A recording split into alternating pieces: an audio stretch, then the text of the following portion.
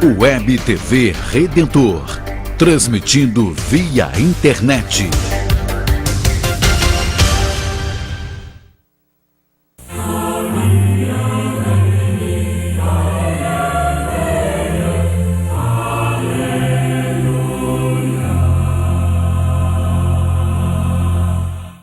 Caríssimos amigos e irmãos, que a paz do Senhor esteja com todos vocês. Uma alegria podermos estar mais uma vez nesse final de semana, partilhando das reflexões e da nossa própria vida, expectativas, sonhos, buscas, lutas de cada um de nós, de toda a nossa caminhada como igreja. Nós tivemos a semana que terminou o primeiro seminário de comunicação para os bispos do Brasil e começamos nesse domingo à noite o 7º mutirão de comunicação. Os mutirões acontecem a cada 2 anos e cada vez em uma capital. E agora, nesse 7º mutirão, acontece aqui no Rio de Janeiro, no local, nas dependências da Pontifícia Universidade Católica, aqui no Rio de Janeiro, na PUC do Rio de Janeiro, que se responsabilizou tanto pela parte acadêmica como pela organização, em comunidade, junto com a nossa arquidiocese, e ao mesmo tempo, claro, colocando em prática aquilo que é uma realização da nossa Conferência Episcopal. O 7º mutirão de comunicação tem como tema comunicação e vida, ligado um pouco ao tema da campanha da fraternidade, diversidade e mobilidades. Toda essa mudança com relação às mídias sociais e também temos essa mobilidade, essas transformações, serão reflexões, conferências, oficinas, grupos de estudos, grupos de trabalho para aqueles que vão participar desse 7º mutirão de comunicação aqui no Rio de Janeiro, além das visitas guiadas a muitos locais ligados à comunicação do Brasil e que estão situados aqui no Rio de Janeiro. A todos que estão se deslocando para o 7º mutirão de comunicação, sejam bem-vindos. E aos bispos que participaram e alguns que não ficaram para o mutirão, os bispos que participaram do primeiro seminário de comunicação, meus agradecimentos pela presença, pela participação, e agora também olhando com confiança também para o 50º curso de canto pastoral, que também tem essa semana aqui no Rio de Janeiro. São 50 anos do curso de canto pastoral. Antes de ter o Concílio Vaticano II, já tinha começado esse curso de canto pastoral, que depois se expandiu o Brasil todo, e que embora em muitas partes do Brasil já não existe mais, aqui no Rio de Janeiro continua todos os anos, e esse ano o 50º curso de canto pastoral, onde temos pessoas do Brasil inteiro que vêm, mas de maneira especial aqui dessa nossa região. 50 anos de curso de canto pastoral deve nos ajudar ainda muito mais a aprofundar tanto a teoria, como também as melodias, como também a nossa preocupação em fazer, da liturgia que nós cantamos, cantar a liturgia, uma oportunidade de crescer na fé, na participação e nessa procura de corresponder aos tempos que vivemos, para podermos também trabalhar ainda mais na nossa missão de celebrar esse mistério, o mistério do Senhor presente no meio de nós e de maneira especial na Eucaristia. Acontecimentos nesse mês de julho, meus irmãos e irmãs, em que tem tantas situações que vão nos dando muitas alegrias e ao mesmo tempo nos mostram alguns aspectos importantes da nossa vida, como é o caso da Palavra de Deus que nós estamos ouvindo nesse final de semana. Nós necessitamos de pedir sempre o dom do Espírito Santo para compreendermos o momento histórico, para compreendermos o que o Senhor quer de nós, para compreendermos a Sua Palavra e para rezarmos de acordo com o plano de Deus. A segunda leitura desse domingo, que é a carta de Paulo aos Romanos, capítulo 8, versículos de 26 a 27, fala que o Espírito Santo vem em auxílio da nossa fraqueza, pois não sabemos o que devemos pedir nem orar como convém, mas o Espírito intercede por nós. Ele perscruta os corações e sabe o que deseja o Espírito, o qual intercede pelos santos segundo Deus. Até para rezar, até podemos compreender o plano de Deus, nós necessitamos do dom do Espírito Santo, que nos ilumine, meus irmãos e irmãs, e nos ajuda cada vez mais a compreendermos o plano do Senhor, a vontade de Deus, e nos faz enxergar também o sentido dos sinais dos tempos, o que está acontecendo hoje, o que está ocorrendo hoje na sociedade e em nosso mundo. Por isso, meus irmãos e irmãs, sempre quando nós iniciamos uma celebração, iniciamos uma reunião, ou vamos para alguma atividade, nós ou rezando, ou cantando, ou rezando interiormente, nós pedimos justamente esse dom. Vinde, Espírito Santo, enchei os corações dos vossos fiéis e acendei neles o fogo do vosso amor. Vinde, e tudo será criado, e renovareis a face da terra.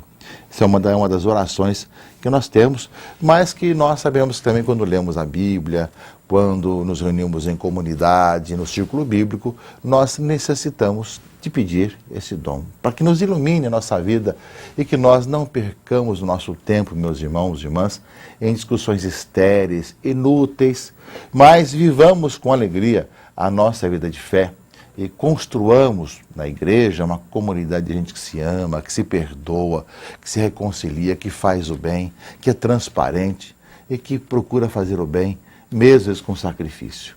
Sabemos que esse daí é um dom, é dom do Espírito Santo que faz as coisas acontecerem assim, e nós pedimos ao Senhor que assim seja em nossa vida, que nós saibamos procurar fazer o bem e enxergar as coisas para que nós construamos uma vida melhor. Os rancores, os ódios, a maledicência e o mal terá depois suas consequências no coração da pessoa que vai por esse caminho.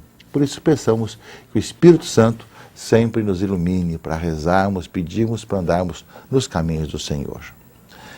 É nesse sentido, meus irmãos e irmãs, que nesses discursos que nós temos sobre as parábolas, que nós começamos já a ouvir no domingo passado, agora continuamos também nesse domingo. O evangelho que nós estamos ouvindo nesse final de semana é de Mateus 13, 24 a 43. E nós temos 3 parábolas que Cristo conta. A questão do joio e do trigo, a questão do grão de mostarda e do fermento. São 3 parábolas que querem nos ensinar coisas importantes para a nossa vida, para a nossa caminhada, e que respondem a várias situações também que nós temos na igreja de ontem, de hoje e de sempre.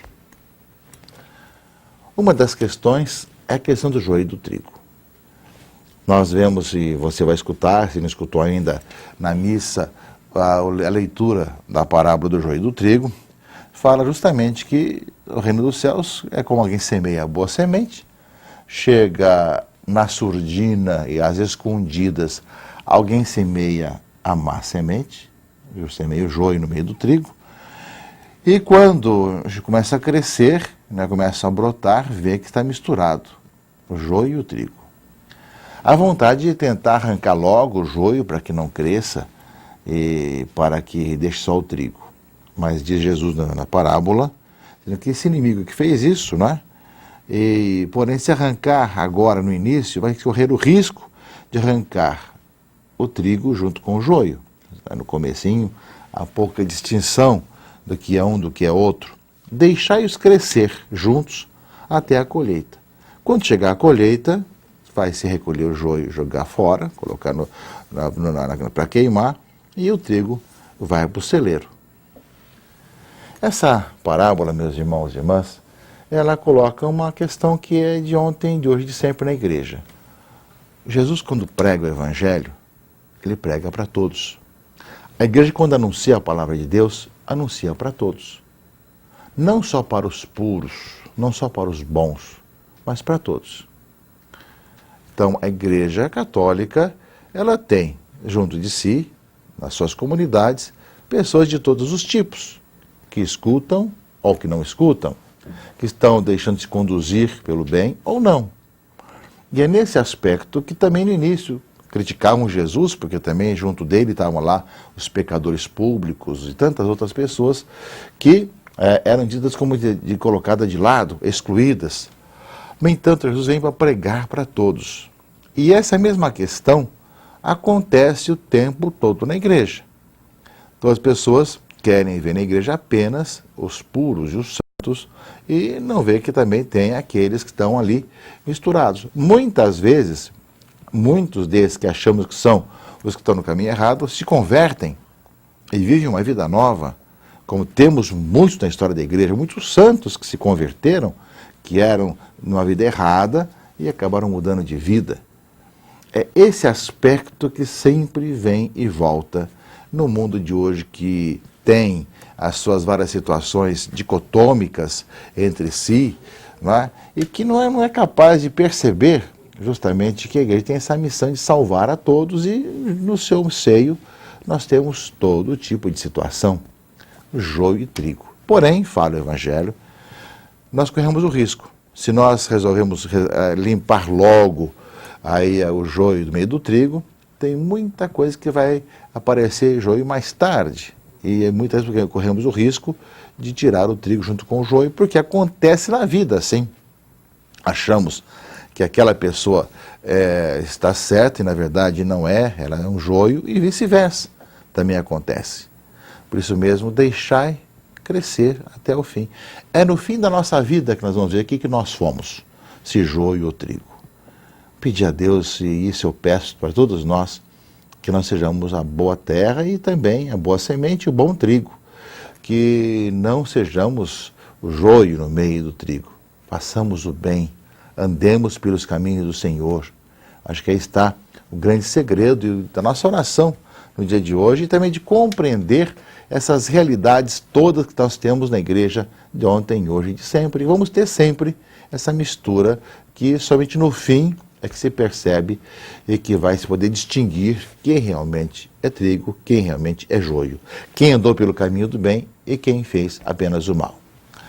Do outro lado, nós temos também a parábola, né, do grão de mostarda, para mostrar que a coisa começa pequeno, começa assim pequeno grão de mostarda, mas que depois cresce.